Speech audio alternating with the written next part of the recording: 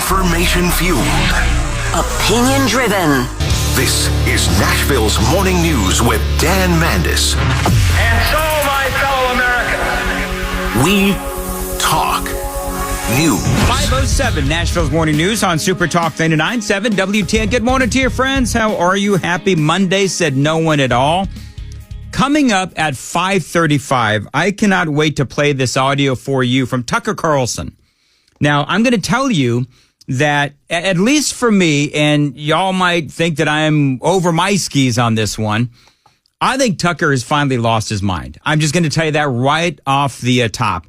I think Tucker's lost his mind. You may disagree with me, but at 5:35, along with Joan Jones, I will present to you what Tucker said over the weekend at the, I forget where. Turning Point USA. Turning Point You know what I was going to say, Joan? I was going to say TPAC. Oh. I know that it wasn't TPAC. Yeah. It was Turning Point USA. So we'll talk about that at 5:35, Nashville's Morning News on WTN.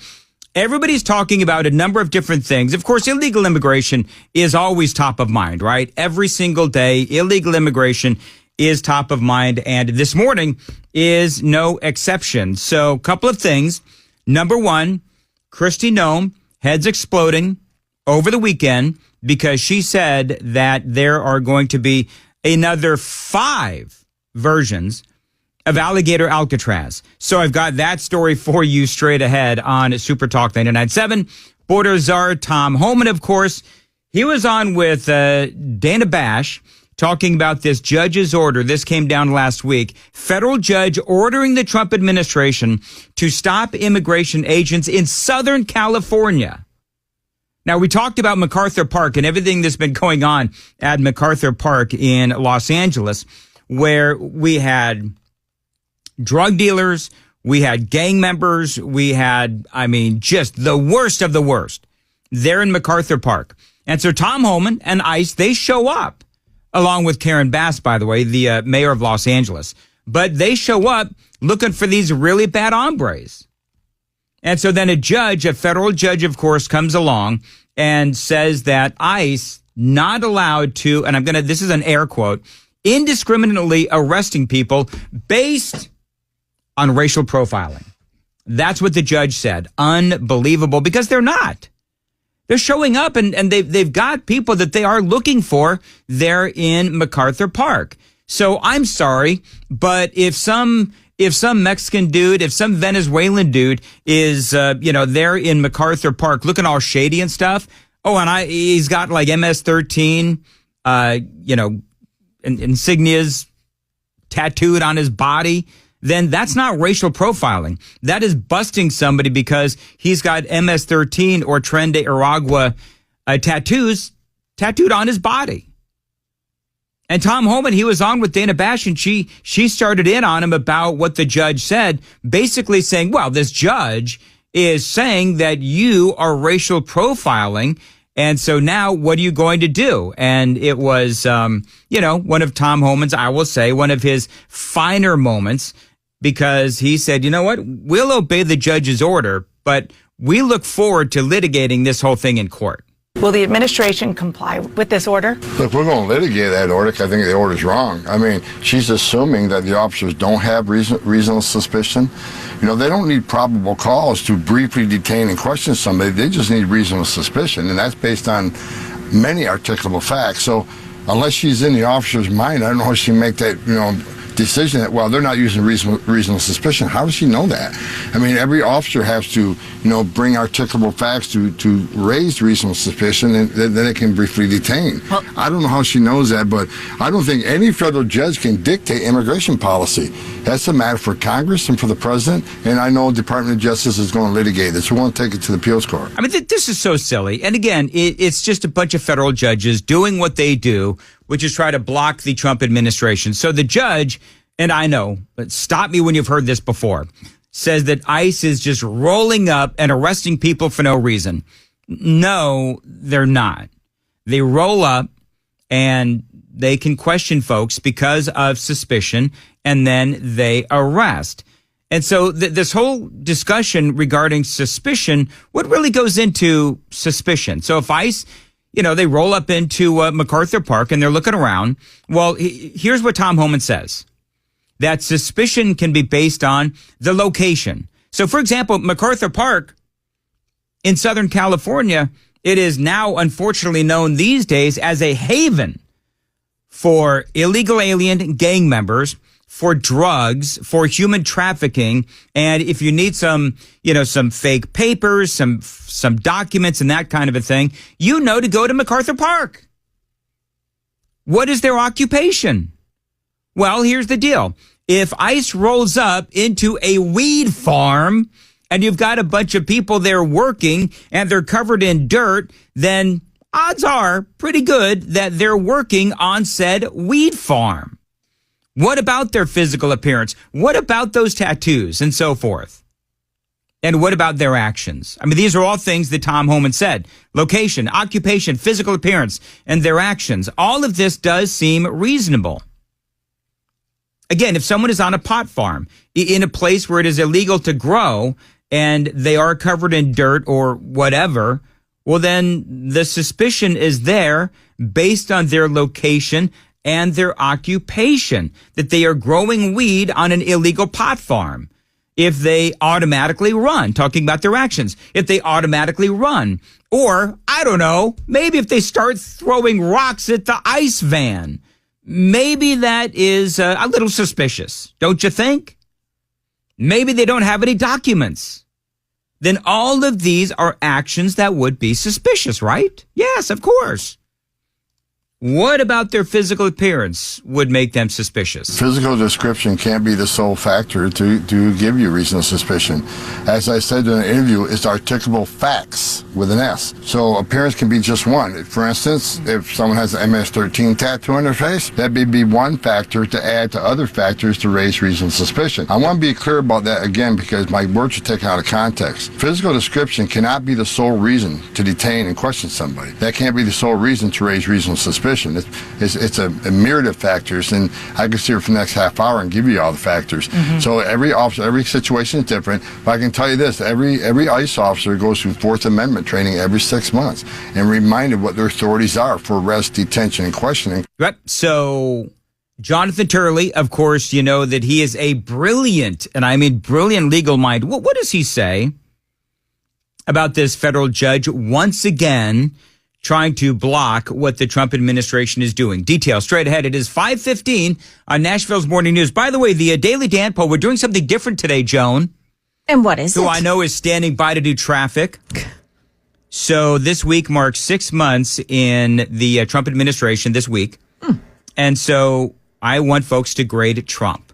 So, because I think the dynamic has changed a little bit with Epstein. I do. I think the dynamic has changed a little bit.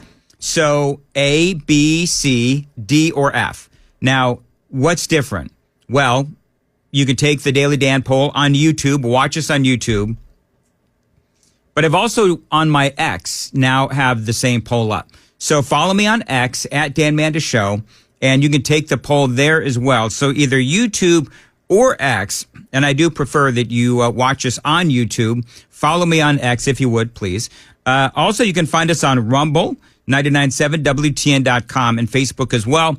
And by the way, you can also listen to us on the radio, of course, the good old radio at 99.7 FM. And then you've got all of the different apps. You've got the iHeart app. You've got the TuneIn app. You've got the 99.7 WTN app as well. So we are all over the place and listen whenever and wherever. All right, it is 5:16. Time to check the roads on WTN. Appreciate you listening to Nashville's Morning News on Super Talk 99.7 WTN. So what about this judge that is blocking what ICE is trying to do, which is get rid of all of the illegal aliens, the gangbangers, really, in Southern California?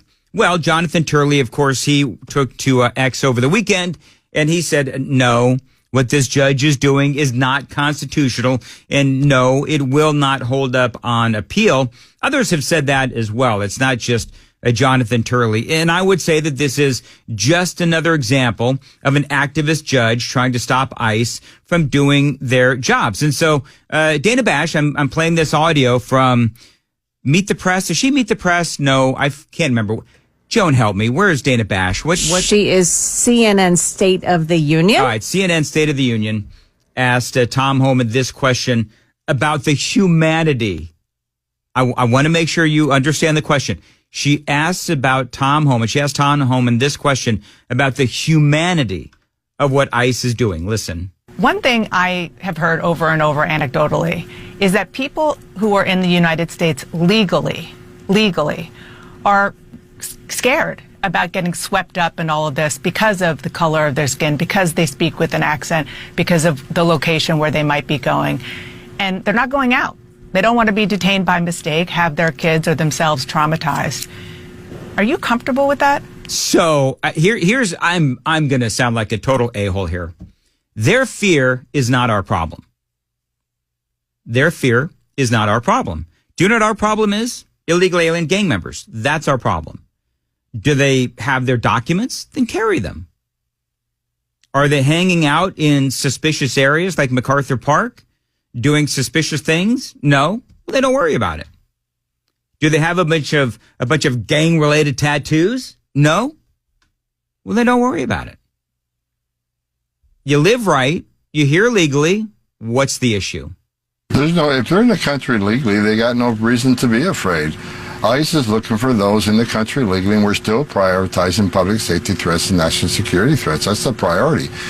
But like I said, we do have collateral arrests in many areas because we're out looking for those public safety threats. But we're going to enforce immigration law, too. I mean, it's not okay to be in this country legally. It's not okay to enter this country legally. It's a crime. But legal aliens and U.S. citizens should not be afraid that they're going to be swept up in a raid. We know who we're looking for, and that's who the agents are out there seeking. Yeah, and you know what? Sadly, stuff is going to happen. That is true. Stuff is going to happen, but I think what bothers a lot of folks, I know that it does bother me, is the hue and cry from the left about innocent people or legal citizens getting caught up in these raids. But they don't have a lot to say about innocent people getting killed at the hands of illegal aliens. And I will say it for the 1,000th time, and I know that you folks have heard this, but let's talk about if the Democrats, if the liberals, if the progressives in the sanctuary cities would simply allow ICE into the jails to pick up the bad guys there, then it's no problem. But what do? Y'all know what they do.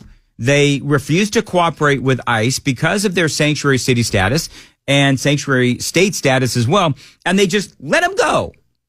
Just let them go. And that, of course, leads to more carnage. But what that also does is that leads to more arrests.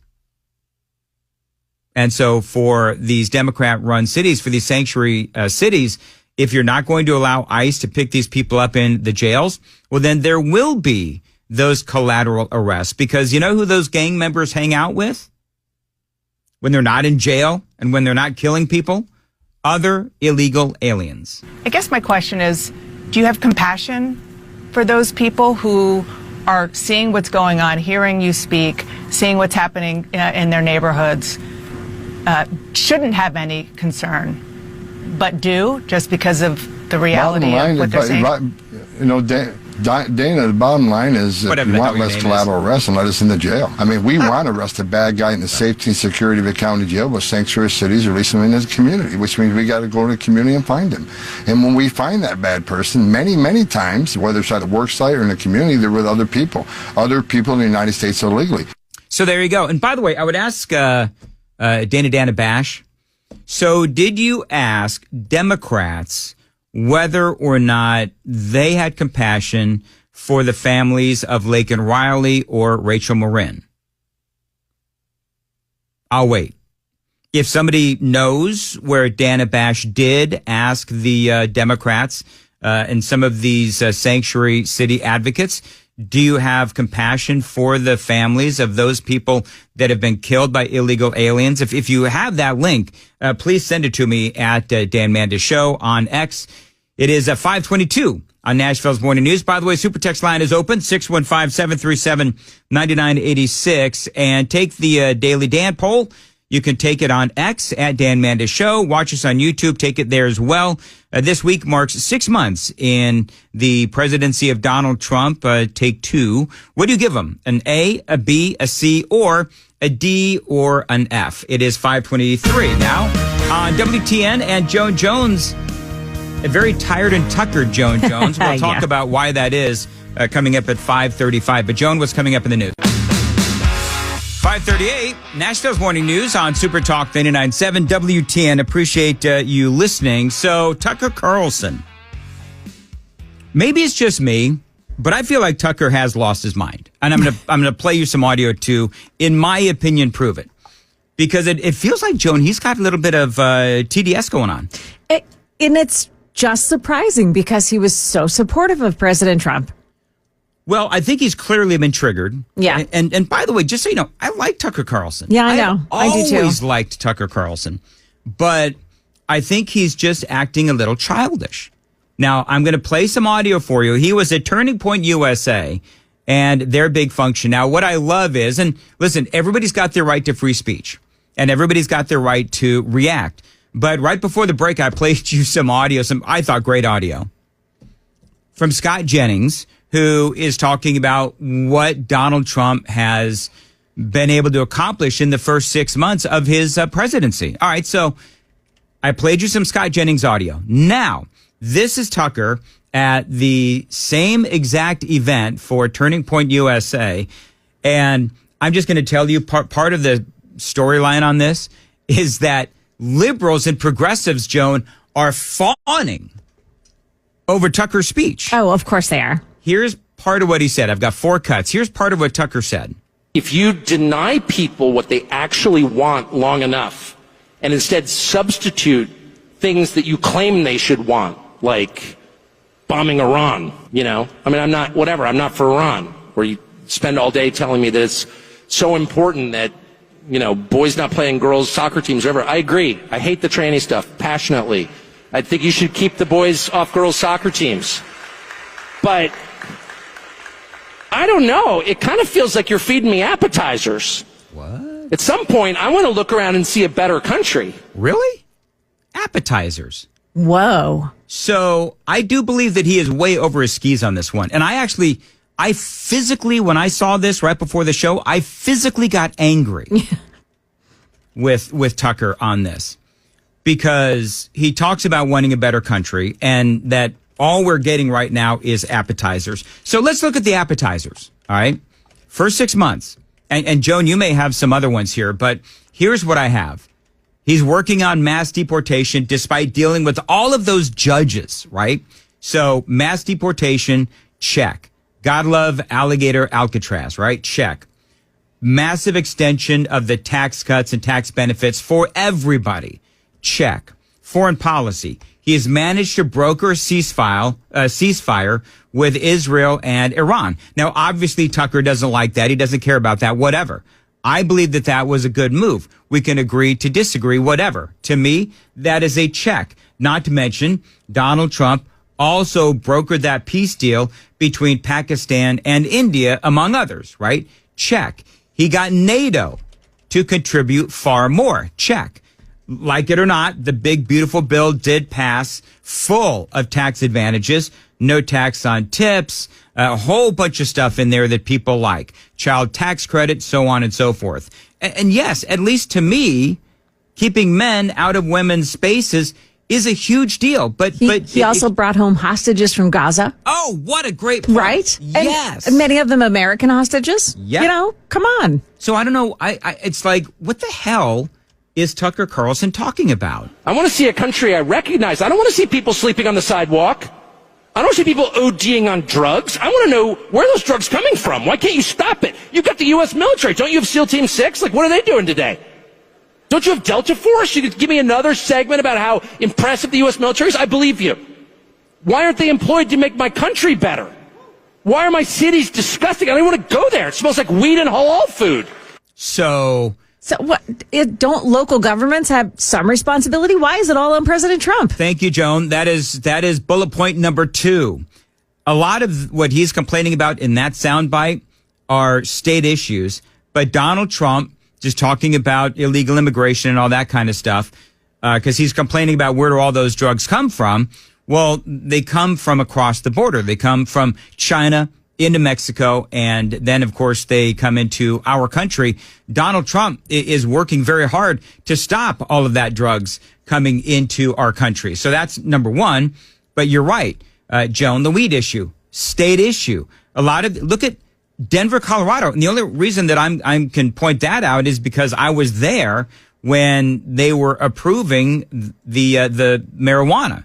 And Denver, Colorado now is a complete and utter train wreck. Yes. Because of that. So, but a lot of these things that he's talking about in that cut, they are state issues where they have legalized marijuana. The people sleeping on the street. Again, Donald Trump, I would say to Tucker, Donald Trump has tried to implement policies that will clean up our streets. Now, one of the things, and I spoke about this before, is that he wants to end homeless encampments. We certainly have a lot here in Middle Tennessee. So what Trump wants to do is he wants to relocate all of these homeless folks onto federal land over there, like out, right? Not destroying once great cities across America. He wants to put them on federal land where people can get the treatment that they need. You got doctors, you've got psychologists and psychiatrists. You basically are building an area where you send people so that they can get better. And Donald Trump signed an executive order to do just that. So when he's sitting here and Tucker is talking about all of these things, it's like he's not understanding or choosing not to tell folks or choosing not to consider what Donald Trump has done or tried to do to fix the problems that Tucker is whining about. And yeah, I am. I'm coming in hard on Tucker because I think that he is completely off base. And I think the dude, if you listen to him, he just sounds a little unhinged. He has a way of sounding like that, especially when he laughs.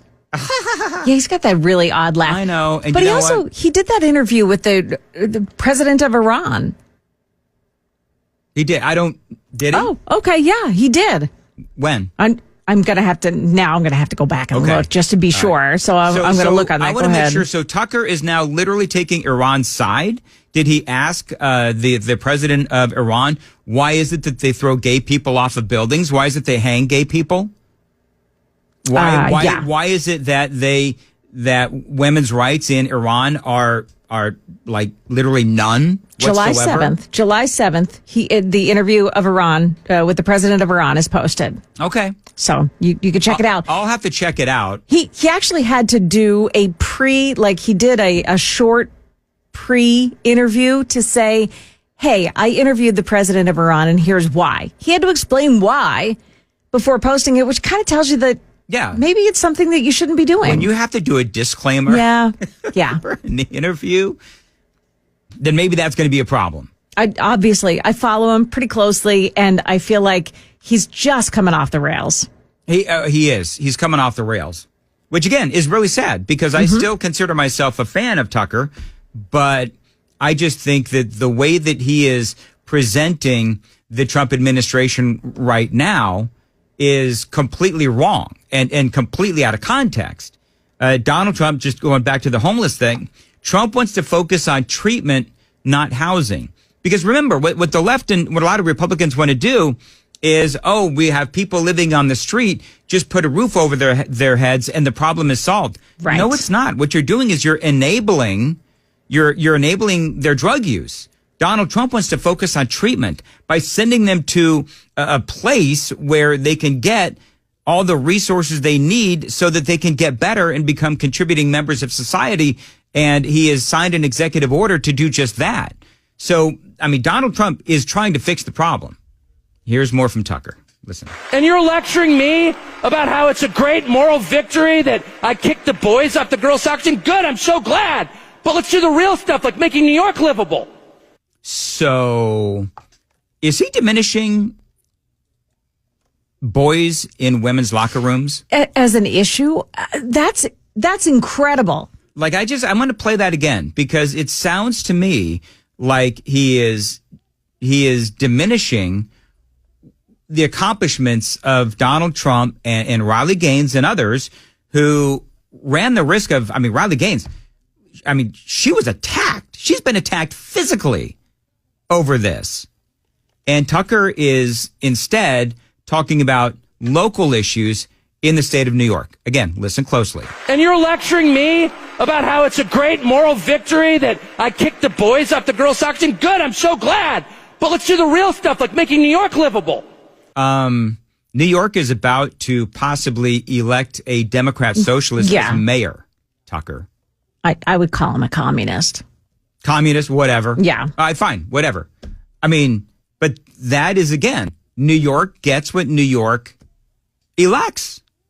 And they've been electing Democrats for years. And by the way, they still will. You know why? Because they're flipping insane in New York. The governor, progressives, all of them in New York. So I don't understand why number one, I don't understand why he's diminishing keeping boys out of women's spaces, including sports and locker rooms. Does he have a daughter? I would ask Tucker Carlson. I don't know if he's got a daughter. If Tucker Carlson has a daughter, then I would say, how dare you diminish? Yeah, for sure. And I'm going to get graphic here, but how dare you diminish Donald Trump and Riley Gaines keeping penises away from your young daughter? How dare you diminish that accomplishment? That's what I would say. And New York is going to get what New York gets because that's how they vote. And that is their right to vote stupidly. If this is what they want to do as a people, to be a sanctuary city, then knock yourselves out, New York. I don't get it, man. I don't get it. Here's another one. Last one. Can my children have without the benefit of like the great luck I have had, can they have a roughly approximate life that I had? Or how about just a middle-class life? Can they like get married young, as I did, and like have 4 kids and, take a couple jobs, work hard and all that stuff? But in the end, it's like, fine. Can they do that? Or is that like so remote a possibility that you need to tell me that Iran is the real threat to take my mind off the fact that you stole all the money and screwed up my country beyond recognition? All right. So there you go. Wow. He didn't just have luck. Tucker Carlson had a great, wealthy family, and his dad was a journalist too. Led him right into the profession that he served for many years. He didn't have just luck. Well, and here's the deal, and I don't want to go on and on about Tucker Carlson, but apparently I'm going to because we're already like 10 minutes deep into this thing. But I just think that he's off the rails. And here's the deal. I'm not saying that we all need to, walk lockstep with the Trump administration. There's plenty that I disagree with the Trump administration on, including passionately and angrily the whole situation regarding Epstein. But to diminish the things that Donald Trump has done. And I think he's lost it. And I think that, I don't know, it sounds like it's official that dude has now Trump derangement syndrome. And so now you have all of these people on the left who are praising Tucker Carlson, saying, oh, this was a great speech. There's a bunch of things that I agree with him on. Okay. So all they want to do is say, oh, there's so much GOP infighting that this is splitting the entire GOP voter base. Yeah, I don't know. And they want to use people like Tucker Carlson to as an example. Yeah, absolutely. So Kash Patel, number one, I want to talk a little bit about Epstein. Number one is that, Trump over the weekend, really it seemed to me like he was taking, I don't know if you paid much attention, Joan. Joan had a miserable weekend. Well, she had a great weekend. I had a terrific weekend. But then getting home. Yeah, getting home, she had multiple flight delays and you've only had like 3 hours of sleep. Yeah. So, but you got here, and thank you for your dedication. By the way, it was that way all across the country. So right. Anybody who flew this weekend, there's all these pop-up thunderstorms. Yep. And our pilots were terrific. They managed to get around it. But, the airlines, Southwest Airlines, just didn't talk to their customers and tell them what was going on. So you're just sitting around waiting, going, all right, so now what's happening? So I don't know if you saw what happened over the weekend with Trump. He stood up and he said, number one, basically, again, quit bringing up Epstein. Don't talk about Epstein. Nobody cares about Epstein, right? So he did that again, and he's siding with Pam Bondi. And I think part of my frustration is that we're sitting here and we have been called a cult for the last 10 years, right? Trump supporters have been called a cult. Donald Trump himself even said, hey, you know what? I could shoot somebody in the middle of Fifth Avenue and people would still support me and people would still vote for me. Remember that whole thing? I do. This story regarding Epstein is proof that we're not a cult. Because there's a lot of people out there that are conservatives that are like, oh, hell no on this. Now, is it a deal breaker? I mean, that's maybe a Daily Dan poll for another time. So there's that aspect of it. But number two, Kash Patel puts this on X. The conspiracy theories just aren't true. Never have been. It's an honor to serve the President of the United States and real Donald Trump, and I'll continue to do so for as long as he calls on me. Well, Kash, who is the one that was spreading these conspiracy theories for years? It was you. It was Dan Bongino, and it was Pam Bondi. And it was all that angst and anger about, we're going to get to the bottom of this. Oh, the audio bites, and I'm so angry about Epstein. I don't know if I'm going to do much of it today, but you're right, Joe. And I've been playing the audio bites and the replies, by the way, on not only this, but Trump's True Social, when he came out and basically told his supporters not to talk about Epstein. And people are like, oh, no. We will be talking about Epstein. And I think that he is treating his supporters like we are a cult. And that's just not the way that it works. So the replies are just, as you can imagine, they are in abundance. And all the sound bites are there, man. People are like, with Kash Patel, what about when you said this? What about when you said this? And people are posting the videos of Kash, talking big, and I tell you what, I mean, this audio, it just, simply put, it does not age well. And so, I don't know. I think that President Trump, the Epstein thing is not a deal breaker for me. I don't know if it's a deal breaker for you, but I will tell you that not only is it frustrating that there is apparently no list that will be forthcoming, that's obviously part of the conversation, but also part of the conversation is, and it's a big deal for me, is the president trying to literally tell his supporters what they should be pissed off about. And I don't play like that. Don't tell me what I should be angry about. Just like Tucker Carlson, it's the same thing. Don't tell me what I should be concerned about and what I shouldn't be concerned about, because I think that these are all major issues that we do need to discuss. And I'm telling you, the Epstein thing, I don't know how much of a deal breaker it is for folks, but it is going to be interesting to watch. All right, it is 5:56 on Nashville's Morning News. Joe. Super Talk 99.7 WTN.